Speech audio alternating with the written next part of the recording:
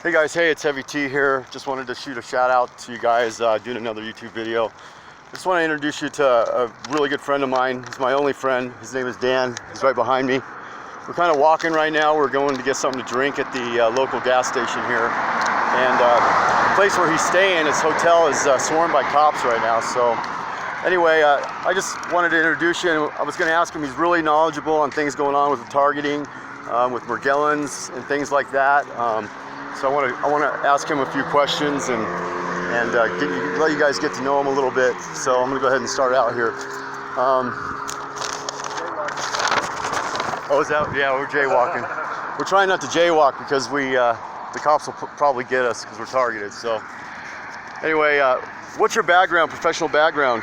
I've done a number of things. I started off my career as basically an automotive technician. I did a lot of automotive work, auto body, interior work. I started getting into custom vehicles and doing as such for a while. I opened up my own business and ran a pretty successful business for a few years. And after that, I kind of got burnt out on the whole thing. I did a couple of really big car shows, and I thought I was done in that area of my career, I guess. And Yeah. I moved on to doing events, promotions like the Consumer Electronics Show and other things like that were in Las Vegas and all around the world pretty much.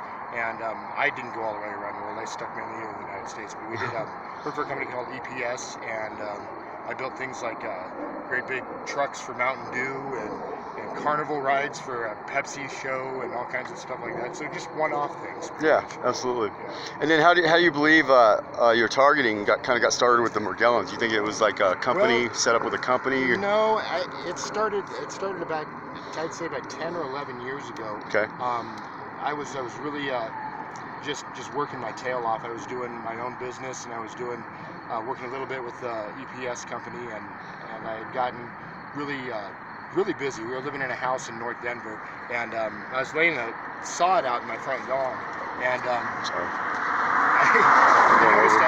noticed something really strange. It was about 5 o'clock in the morning, yeah. And I heard just this low rumbling sound, and there were these two guys. I know with my background, I went to school partially for a few years for aerospace engineering at CU, and I love airplanes. I've loved them my whole life, and I never really got into the field of aerospace. I just kind of wasn't smart enough, but still never stopped my love for it. So basically I was sitting out there and putting this sod down in my lawn and before I went into work, and I heard this low rumbling, and there were a couple of really low-flying 747-500 airplanes, and they weren't your typical passenger planes or Lufthansa or whatever, whoever still flies those dinosaurs. I don't think they fly any of them anymore, but I noticed that they were so low that I could actually see the body lines and the seams on the airplanes. Wow. And they were dumping. I thought they were dumping fuel out. Yeah. And but I noticed they'd go fly all the way up to the front range and kind of disappear, and then come back the other direction. And they were actually laying out like contrails behind them. And I knew from past experience that they were way too low to be putting out contrails. It was in the summertime. And there's no way. Was that your first introduction to chemtrails, basically, when you started noticing them or something? That was my first introduction to them, yeah. Pretty much. I didn't know what to call them. I just noticed that it was wrong. I mean, it just didn't seem right. So I asked a bunch of people around, and not many people had noticed it. And some guy that I had met, I'm trying to remember where it was. It was down by the museum. I was at the museum with my nephew, and I was talking to him, and they had a big display with all the little airplanes in the globe, how many airplanes there are at a single time flying around on a 3D model.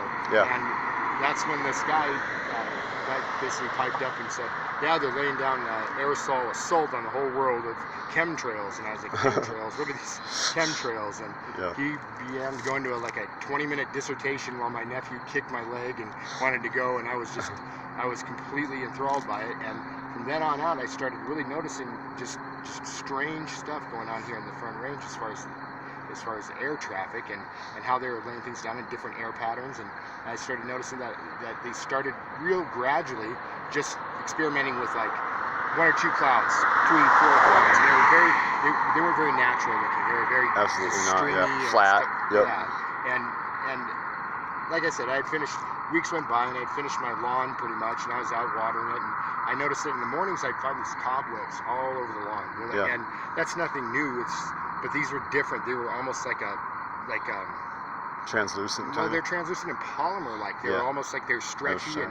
and I noticed that they would dissipate when it got sunny out, and they would just go away. Yeah. But some of them were persistent, and they stayed up on the brick wall in the back of our house and along all the metal flashing and stuff, and they kind of formed this crystalline structure, almost like a, I don't know. It had reminiscence of like a plant in it, but also with a fibrous, like almost cobweb effect, but no insects were to be found in it. I didn't see any insects or any eggs or anything else like that, but it was almost like it was a cocoon, an ongoing cocoon along the metalwork. And, I'm positive that it was a byproduct of those chemtrails. Absolutely. Yep, I believe that too. Yeah, it's really painful, Morgellons, right? Well, I didn't start displaying symptoms. It was very strange. I noticed that the first places that I started having pain is in my legs and having sore on my forehead. It was like a pimple, and it just remained there, wouldn't go away. Like I'd say, like 2 weeks. This went on for a while. Like 2 weeks, I noticed I got another sore that was further down on the side of my cheek, and I pressed on it, just trying to. And I'm not a picker. I don't pick at my face, do things like that. I didn't traditionally do that. Yeah.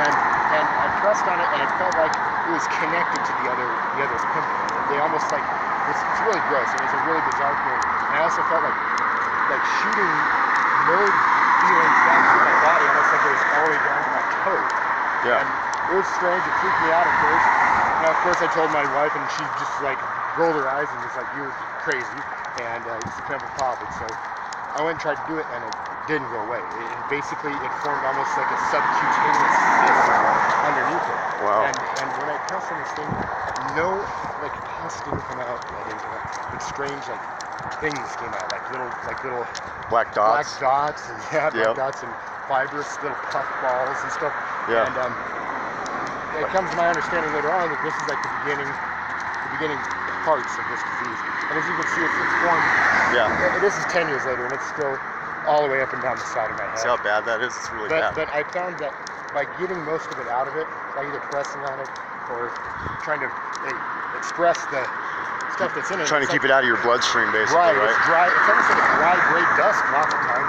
Yeah. Sometimes little sharp crystalline things about it. And it's really, the more I understand it, it literally drove me crazy for years. And it became very painful after a while, and it caused cloudy confusion and think right, and it was really affecting my job.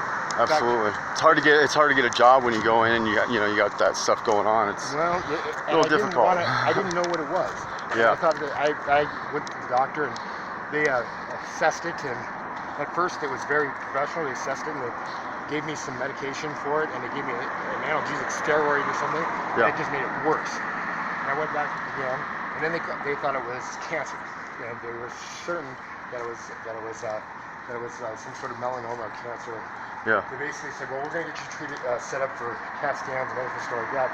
I went in, and they didn't have any record of me even going to that doctor. So I'm going to pause it here real quick, guys, and we'll continue when we come out of the store here. Okay, so this is Cody, Heavy T here again, and I just wanted to, I paused it where you got to get in the gas station, so we're going to continue the interview here. We were just kind of like going over things like what's going on with the targeting, kind of figuring out things, but I'm going to continue with a couple of questions, and I'm just going to kind of let him go on. How do you think the Morgellon thing works? I mean, in your opinion, how do you feel like it's working? I mean, I know you know it's chemtrails, and I think that people, first of all, I think that everybody has contracted it to one degree or another, and it's just because of the exposure level of this particular. I'm going to call it what I think it is. I think it's a parasite. It's a parasitic type of infection. I believe so too. And it's more of an infestation. And what happens is I think that a lot of people, the fibers and the actual materials that you're going to contract it from are now coming from other people. Initially, I think that they came from the chemtrails in the early stuff that they were proliferating. But it's almost like it's getting smarter and it's figuring things out, or something almost like. I've noticed that with the disease inside of me. It's changed so much, but then there's times when it almost cycles through, and I get symptoms of the same ones that I got when I first contracted it. Yeah. And I have to tell you that some of it's very strange. It's when I went to the doctor, it's almost like there's the initial level of contraction when I got it. I either got it from the chemtrails out there, or I could have possibly gotten it from a person who was staying at our house for a while. Yeah. And I noticed that she was constantly pressing at her cheek, and these fibrous things were coming out in puff balls. And that's when I really started noticing that I was starting to display some of the same symptoms. They would be on the couch and stuff, and I would diligently. And of course, the doctors don't help. They just push you over well, to the. yeah, you don't want to bring samples in the doctors and stuff like that. It doesn't work. And really, I think that the doctors, a lot of them already knew. When I first went in there, a lot of them were really not skeptical, but didn't really know what was going on. And about a year into this disease, I started going into the symptoms as they worsened. I noticed that my body was wasting quite a bit, because I used to be I was pretty athletic, and I was a lot larger, and I started my muscle mass started just fading away. I've noticed mine has too lately. And, for some reason. I didn't really have anything to do. I was still doing the same level of activity. I was still working out, everything, and I just noticed that I was so lethargic and so tired, and the thing was just draining me both mentally and physically. And some of the symptoms of it were that every time the pressure would change outside, or it would start to rain, or they would have weather change, I would notice that it would get really bad. I would get extremely itchy all over my body, and I would just feel like some parts of my body were on fire, and other parts of it just were and I noticed that I moved my hands sometimes, and they would tense up and lock up, almost like I wasn't in control. Yeah, I remember that too. I had that experience a few times myself, and then when it started to my targeting, I do remember like it felt like my skin was on fire. It's so bad. It seems to have though the disease is inside of you, it is highly affected by external factors, whether it be barometric change, electrical energy around you.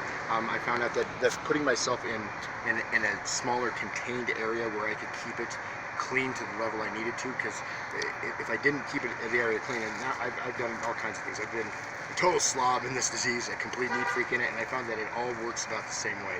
It cycles through a cycle, and I found out that some people don't have any symptoms at all, and it lays almost dormant in their body, and others have just outrageous symptoms that are way worse than mine, where it covers their entire body.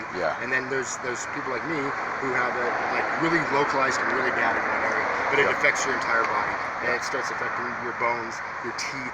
I've had teeth falling out, I've had my bones starting to deteriorate, and this may be from my hunch. There's other external factor that is contributing to this, but I think that the Morgellons, a lot of radiation, initially designed to weaken our immune systems, and by the time that they have become weak enough,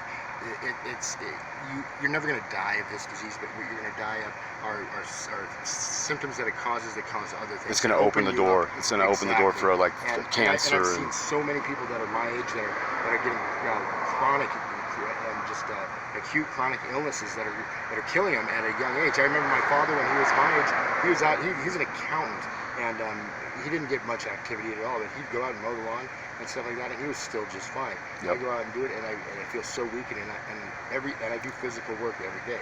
So it's just, there's something external. And another thing, you're O negative as well. Yes, I'm O negative, so. And I've noticed a lot of people that are O negative are kind of almost coming together in certain groups. And we are. Don't know that they are. They're kind of pushing us into corners where we're kind of meeting with each other, because we're really like. Cool if somebody had like just a basic blood test where you could test people, because I think a lot of people think that they are. They read all this stuff on the internet and they say, well, this is this and this, and I didn't know my blood type until about 5 or 6 years ago, and then I basically got injured, and they thought I was going to need a transfusion, and I went in and they're like, oh, you need to give blood yourself, and we're going to do this operation, and they ended up not doing the operation that they thought they were going to have to do, and so I basically gave a bunch of blood for nothing. But I found out that there's nothing really good about being O negative. I mean, other than you can read a bunch of malarkey and stuff like that, but it pretty much makes you open to a bunch of sickness. And I mean, I think it's an RH negative factor too. I don't know if it's just O negative, but I think it's just RH negative. I think a lot of us are RH negative that are getting susceptible. That actually are realizing their symptoms. I think a lot of people are having symptoms, but they go to the doctor and they tell them that it's something else. Like, you have fibromyalgia. Well, I got news for you: fibromyalgia, lupus, all those things. You can can them all up together in the same thing. They are Morgellons, and that's what causes. I mean, if you think about it, cancer is caused a lot of times by parasitic infection, because what it does is it causes the DNA in your body from these parasites that are either damaging lymph nodes or whatever. It causes your cells to mutate because they're damaged, and then you get tumors and everything else. Because the antibodies don't fight it anymore. Exactly, and a lot of people think, well, I have cancer, it must be because of carcinogens in the air or something like that. Well, no, it could be very simply put that you've had a parasitic infection for a long, long time, an infestation, and it's just gotten worse. And they're not going to like do a complete autopsy on you if you just, you know. Yeah, if they know Morgellons is doing it and they're dumping it on us. Yeah, and I found too also when I went to the doctor, Right. they have entire wards of the hospital here dedicated to people that they're going to throw in there, and they just send them in a loop. Now, whether it be just for Morgellons or other diseases that they know that they either know about or they can't treat or they don't want to treat or they know that they're man-made, and Yeah, that exactly. that the paths would lead them to a very not nice place for their thing. They basically lose their For their vaccine families too, license and stuff, you know? possibly. So basically what they do is they put you in this little thing and they say, well, we're going to send you to a dermatologist. The dermatologist is the same person who was the endocrinologist before, and it's the same thing. I've noticed that these same people in this ward play different roles, and none of them are really